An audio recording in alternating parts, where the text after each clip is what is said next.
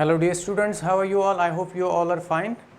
Welcome to Amit Sir's Impulse Education. This is Archit sir, Senior NEET Biology Faculty at Amit Sir's Impulse Education. मैं आज ribosomes के बारे में आपके साथ डिस्कस करने वाला हूं, क्योंकि पिछले लेक्चर में हमने लाइसोसोम्स के बारे में डिस्कस किया था.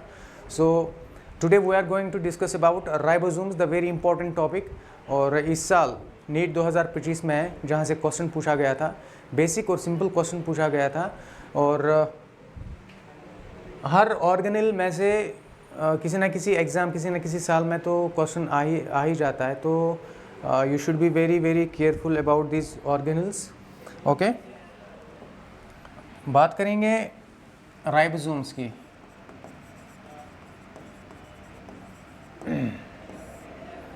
राइबोसोम्स, तो सबसे पहले जैसे हम डिस्कवरी की बात करते हैं, चाहे कोई भी ऑर्गेनल की हमने बात की, ओके, सबसे पहले डिस्कवरी की हम बात करते हैं. डिस्कवरी की बात, ठीक है, सबसे पहले हम डिस्कवरी की बात करते हैं. जॉर्ज पैलेड ने इनको सबसे पहले रिपोर्ट किया एनिमल सेल्स में, तो इसीलिए इनको पैलेड पार्टिकल्स के नाम से भी जाना जाता है. जॉर्ज पैलेड उस साइंटिस्ट का नाम था. जॉर्ज पैलेड उस साइंटिस्ट का नाम था जिन्होंने इसको डिस्कवर किया.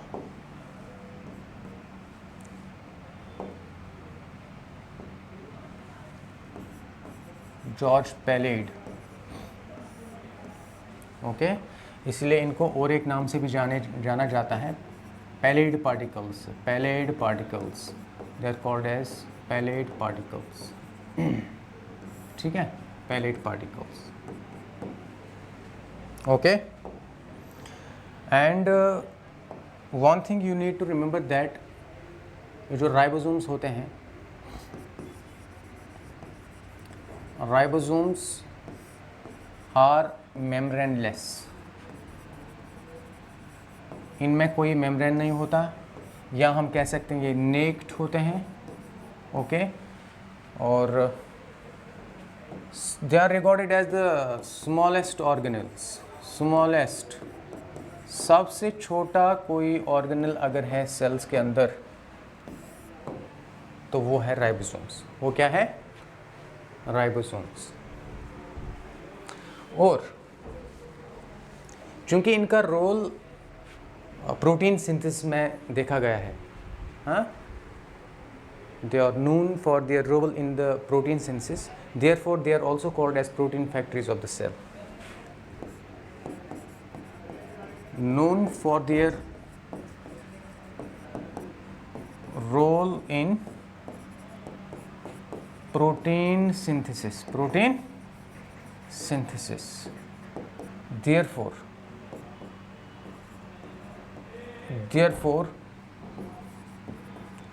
also called as protein factories of the cell. Protein factories of the cell. This is very important because ribosomes are concerned with the protein synthesis. Protein synthesis के लिए कौन सा ऑर्गेनल रहता है? प्रोटीन सिंथेसिस के लिए कौन सा ऑर्गेनल देखने को मिलता है? That is ribosomes. This is important question for you. Okay, अच्छा, इसके बाद अगर प्रेजेंस की बात करें, चलो प्रेजेंस की बात करेंगे नेक्स्ट स्लाइड पे हम प्रेजेंस की बात करते हैं बेटा, ठीक है. प्रेजेंस,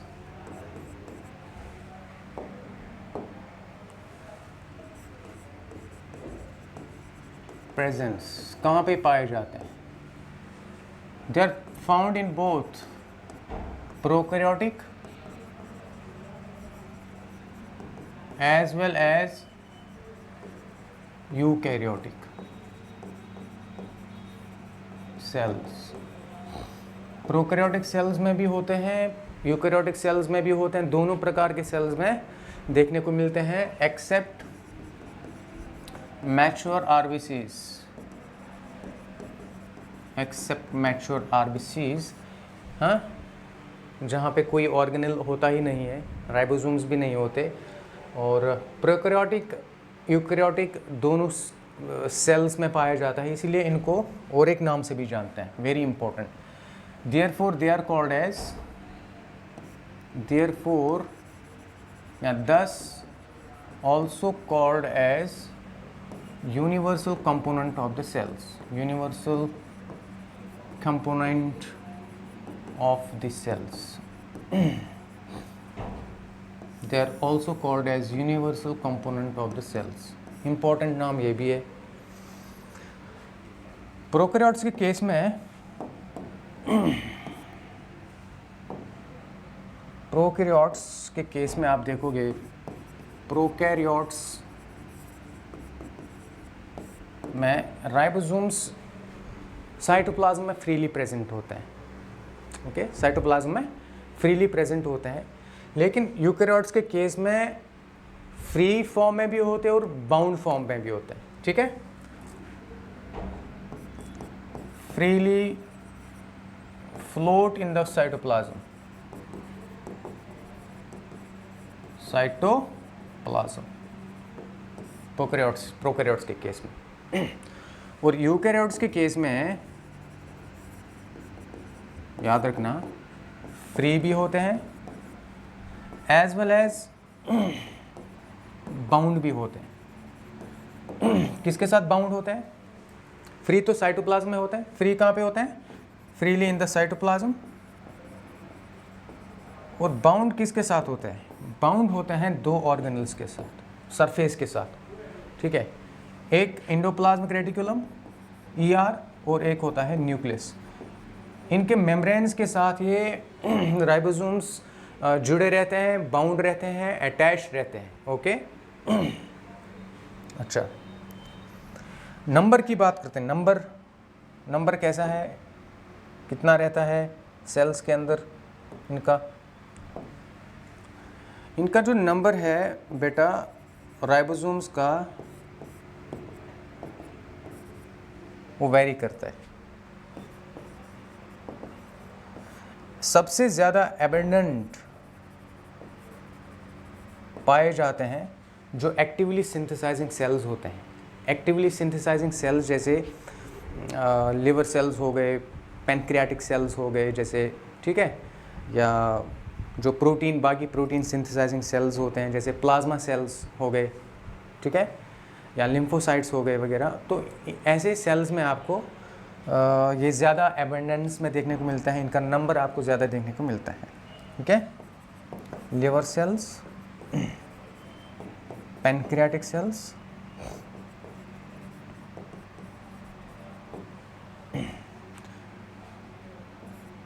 ठीक है, एंडोक्राइन सेल्स जो एक्टिवली सिंथेसाइजिंग सेल्स होते हैं, जो हार्मोन्स सिंथेसाइज करते हैं। ठीक है, ऐसे सेल्स में आपको ये सबसे ज़्यादा देखने को मिलेंगे। ओके, चलो, एक इम्पॉर्टेंट इसके टाइप्स की अगर हम बात करें, राइबोसोम्स के टाइप्स की बात करेंगे लोकेशन के बेसिस पे। ओके, पहले हम लोकेशन के बेस पे इसके टाइप्स की बात करेंगे। Okay, so types of ribosomes on the basis of location. Ribosomes जो है एक तो साइटोप्लाज्म में भी होते हैं, साइटोप्लाज्म के अंदर उनको साइटोप्लाज्मिक राइबोसोम्स बोलेंगे या साइटोराइबोसोम्स बोलेंगे सिंपली। और दूसरा, राइबोसोम्स ऑर्गेनल्स के अंदर भी पाए जाते हैं, कुछ ऑर्गेनल्स के अंदर जैसे माइटोकॉन्ड्रिया और क्लोरोप्लास्ट, माइटोकॉन्ड्रिया और क्लोरोप्लास्ट। ठीक है, साइटोप्लाज्म के अंदर के राइबोसोम्स को हम साइटोप्लाज्मिक राइबोसोम्स बोलेंगे, राइबोसोम्स, या सिंपली साइटोराइबोसोम्स।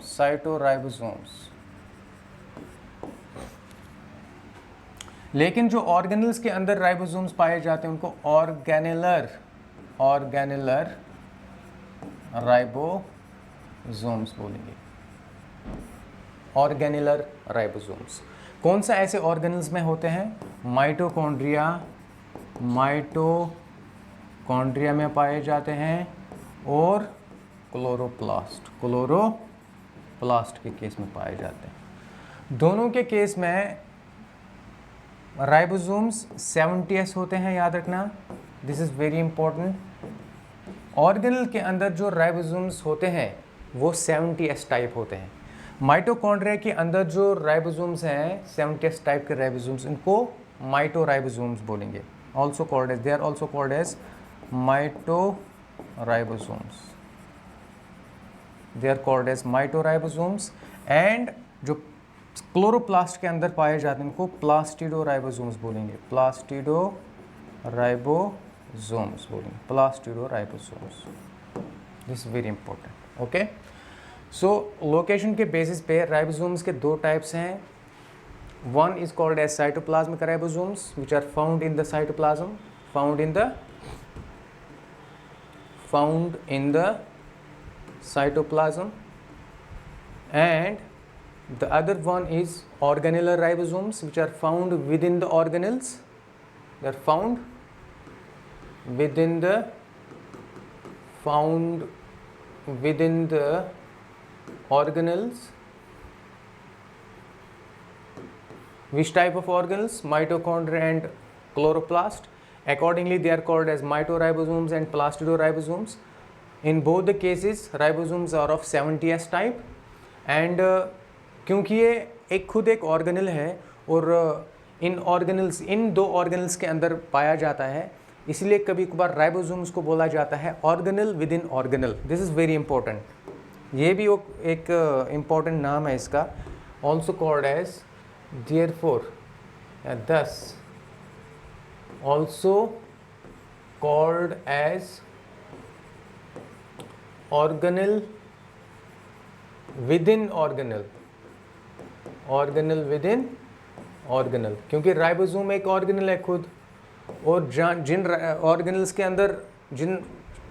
अंदर ये पाया जाता है माइटोकॉन्ड्रिया, वो भी ऑर्गेनल्स हैं, तो ऑर्गेनल विद इन ऑर्गेनल इसका दूसरा नाम होता है, इंपॉर्टेंट नाम है ये। Okay, organelle within organelle.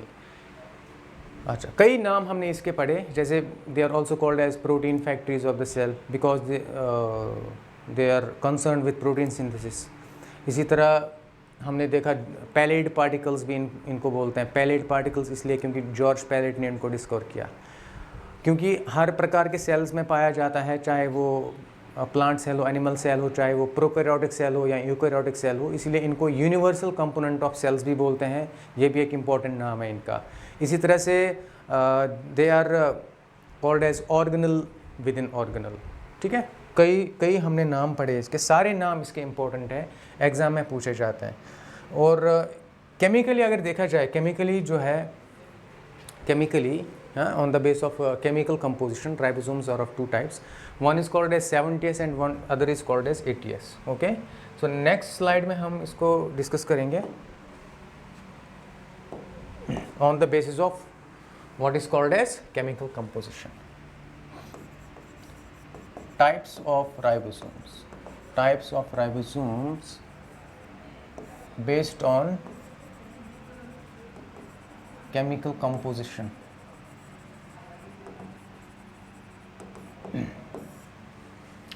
Chemically देखा जाए तो राइबोसोम्स जो है ना, they are made up of RNA and proteins, RNA and proteins.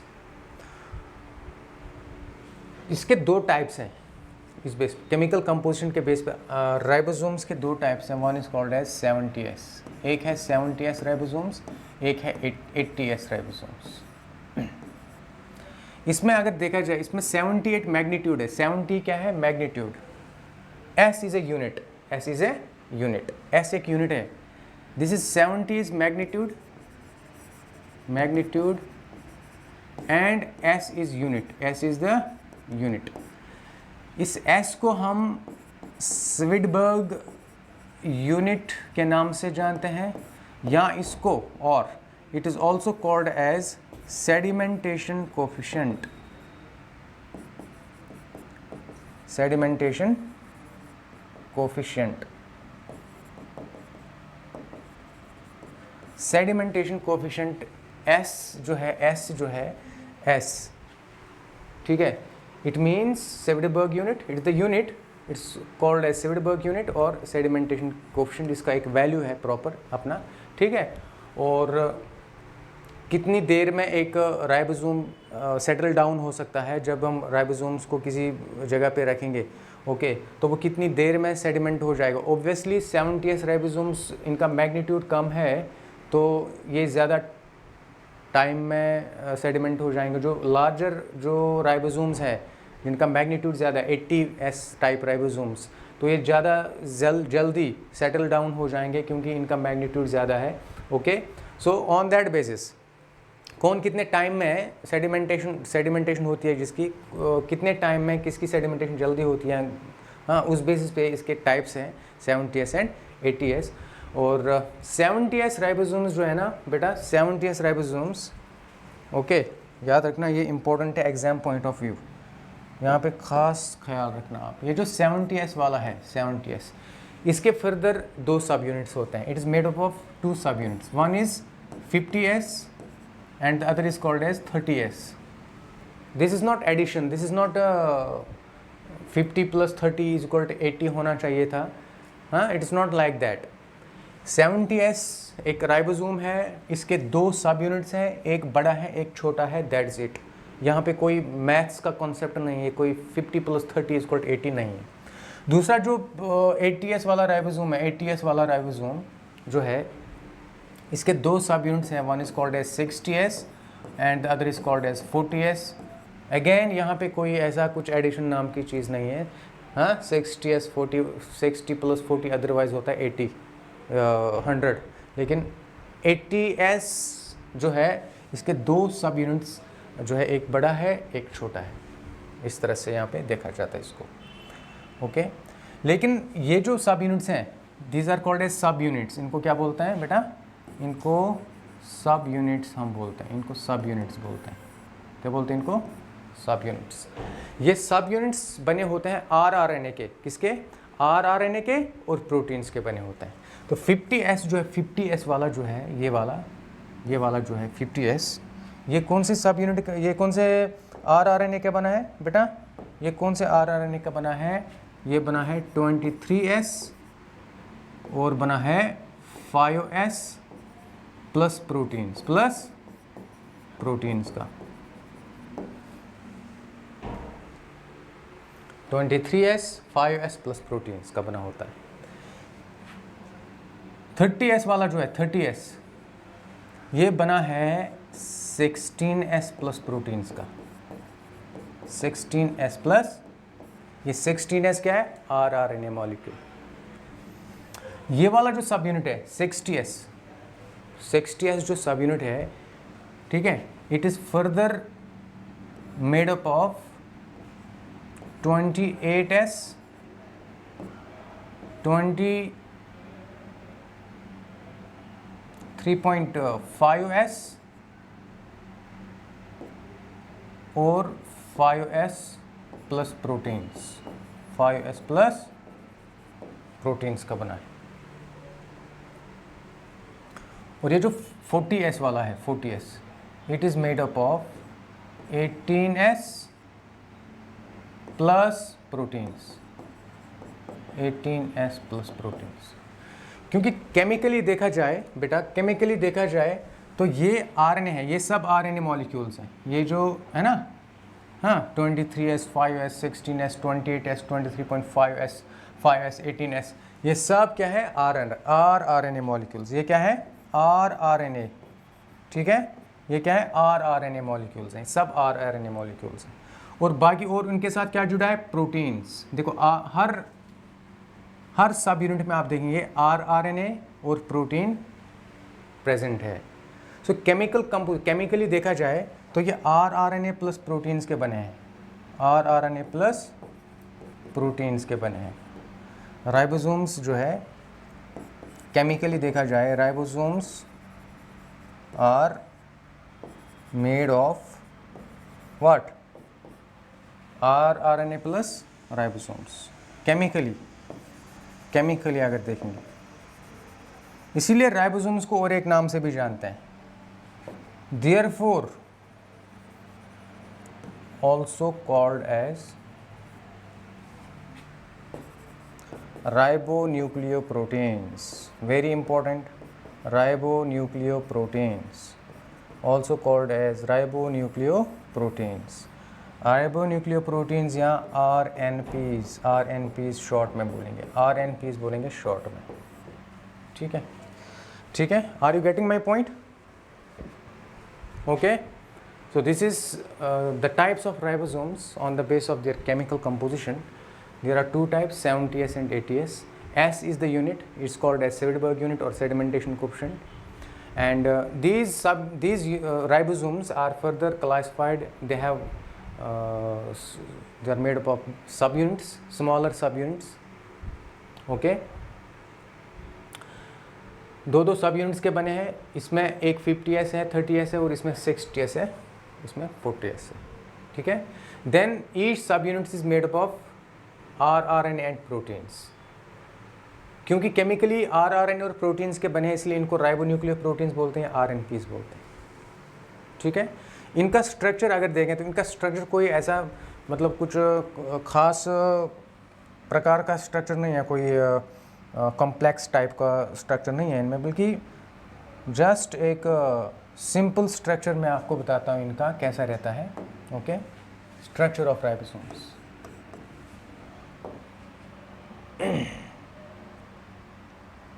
Structure of ribosomes. Structure of ribosomes.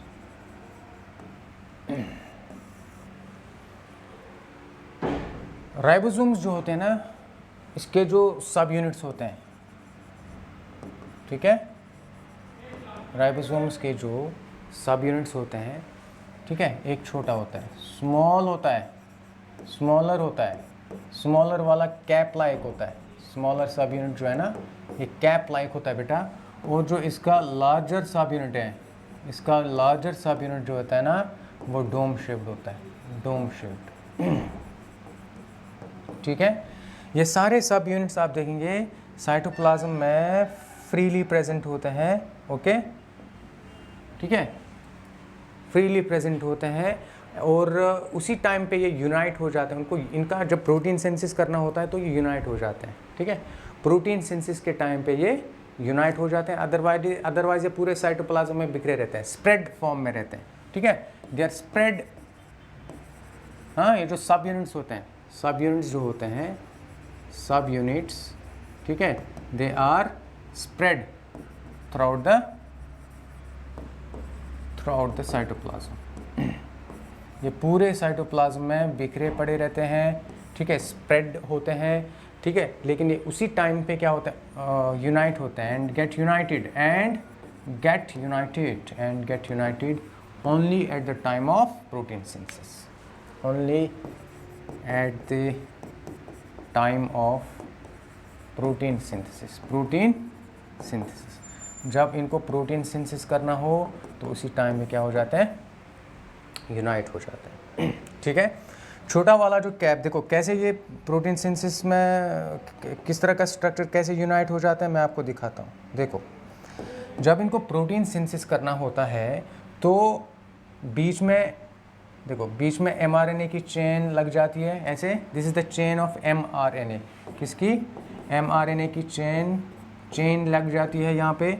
एक छोटा सा सब यूनिट इधर लग चेन के नीचे, हाँ, छोटा वाला सब यूनिट और चेन के ऊपर कौन सा बड़ा सा सब यूनिट लगता है इस तरह से. ओके, छोटा सब यूनिट ऐसा, बड़ा सब यूनिट ऐसा, छोटा सब यूनिट नीचे, बड़ा सब यूनिट ऊपर, छोटा सब यूनिट नीचे, बड़ा सब यूनिट ऊपर, ठीक है. इस तरह से छोटा सब यूनिट नीचे, बड़ा सब यूनिट ऊपर, छोटा सब यूनिट नीचे, बड़ा वाला ऊपर. इस तरह से एक चेन के समान ये अरेंजमेंट आपको देखने को मिलता है. इस तरह के अरेंजमेंट को हम बोलते हैं पॉलीराइबोसोम. क्या बोलते हैं इसको? This type of structure, this is larger sub unit, this is larger sub unit and this is smaller sub unit, smaller sub unit. Okay, and बीच में क्या है? mRNA की चेन है. और ये जो स्ट्रक्चर, पूरा स्ट्रक्चर जो है, इस पूरे स्ट्रक्चर को हम क्या बोलते हैं? इस पूरे स्ट्रक्चर को हम पॉलीराइबोसोम बोलेंगे, ठीक है, राइबोसोम बोलेंगे, और it is simply called as polysome, ठीक है। और ये तभी बनता है जब प्रोटीन सिंथेसिस किया जाता है। प्रोटीन सिंथेसिस एक आयन्स की कंसंट्रेशन में, जिस आयन की कंसंट्रेशन जब ज़्यादा होती है उस आयन का नाम क्या है? कौन सा आयन प्रोटीन सिंथेसिस के लिए इंपॉर्टेंट है? That is magnesium ion concentration, Mg2 positive ion concentration का होना, ठीक है, इसका ज़्यादा होना प्रोटीन सिंथेसिस के लिए बहुत ही इम्पोर्टेंट है। और प्रोटीन सिंथेसिस के टाइम पे एक एंजाइम यहाँ पे लगता है जिसको बोलते हैं पेप्टिडिल ट्रांसफरेज। पेप्टिडिल ट्रांसफरेज एक एंजाइम है, ठीक है, जो प्रोटीन सिंथेसिस के टाइम पे पेप्टाइड बॉन्ड फॉर्मेशन करता है। क्या करता है? Peptide bond formation, peptide bond formation during protein synthesis, protein synthesis, ठीक है। Is it over? हाँ, पूरा टॉपिक यहाँ पे कंप्लीट हो जाता है, ओके। और आई होप कि आपने इस चीज़ को अच्छे से समझा होगा। हाँ, आई होप कि अच्छे से आपने समझा होगा इस चीज़ को। हाँ, डिस्कवरी से लेके, पहले हमने डिस्कवरी की बात की, फिर कुछ पॉइंट्स जो वेरी इंपॉर्टेंट पॉइंट्स मैंने यहाँ पे बताए। मेम्ब्रेन लेस होते हैं, इनका कोई मेम्ब्रेन नहीं होता, नेक्ड होते हैं, okay. Smallest organelles, they are regarded as smallest organelles and they are known for their role in protein synthesis, important, इसीलिए इनको क्या, किस नाम से जानते हैं? Protein factories of the cell, protein factories of the cell, ठीक है। दूसरे स्लाइड में हमने क्या डिस्कस किया? इनकी प्रेजेंस, क्योंकि दोनों प्रोकैरियोटिक और यूकैरियोटिक में प्रेजेंट होते हैं, ठीक है, इसलिए इनको यूनिवर्सल कंपोनेंट ऑफ सेल्स भी बोलते हैं। ये नाम भी बहुत इंपॉर्टेंट है। प्रोकैरियोट्स के केस में फ्रीली होते हैं साइटोप्लाज्म में, यूकैरियोट्स के केस में फ्री भी होते हैं, बाउंड भी होते हैं, ठीक है। और बाउंड किसके साथ? एंडोप्लाज्म रेटिकुलम और न्यूक्लियस के साथ। ये आपको इसीलिए ER का एक पार्ट जो है जिसको रफ एंडोप्लाज्म रेटिकुलम बोलते हैं, जिसके साथ राइबोसोम्स अटैच्ड होते हैं, ये आपने पढ़ा हुआ है ऑलरेडी, ओके। अच्छा, नंबर इनका वेरी करता है, ठीक है। जो एक्टिवली सिंथेसाइजिंग सेल्स होते हैं जैसे liver cells, pancreatic cells, endocrine cells, इनमें ज़्यादा होता है, ओके।